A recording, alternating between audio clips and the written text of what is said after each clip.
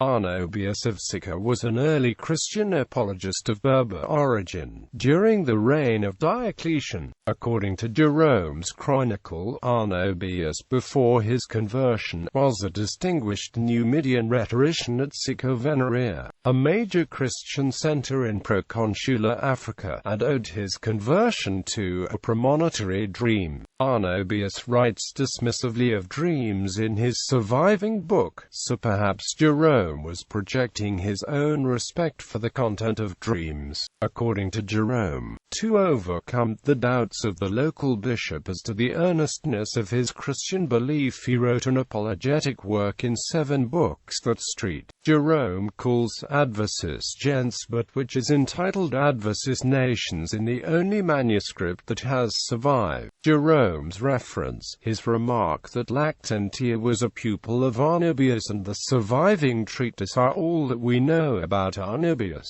Adversus Nations against the pagans was composed in response to Diocletian's persecution of Christians, and was a rebuttal to pagan arguments as to why the persecution was justifiable. Arnobius, a practitioner of the coarse and turgid style that is called African, is a vigorous apologist for the Christian faith, more earnest in his defense of Christianity than perfectly orthodox in his tenets. His book has been occasioned by complaints that the Christians had brought the wrath of the gods on ancient Rome. Thus, he holds the heathen gods to be real beings, but subordinate to the supreme Christian God, in a streak of Gnosticism. He affirms that the human soul is not the work of God, but of an intermediate being, and is not immortal by nature, but capable of putting on immortality as a grace, never specifically identifying his pagan adversaries,